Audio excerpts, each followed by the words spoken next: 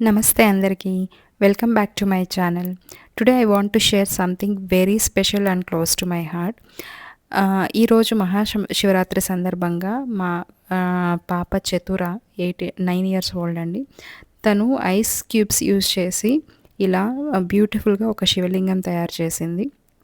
No fancy material, just water, freezer and pure devotion. చిన్నపిల్లలు క్రియేటివిటీతో భక్తి కలిస్తే ఎంత అందంగా ఉంటుందో ఈ శివలింగాన్ని చూస్తే అర్థమవుతుంది. She was so excited while making this and as a mother నాకు చాలా ప్రౌడ్‌గా అనిపించింది. Pure heart, pure devotion, that's what matters the most.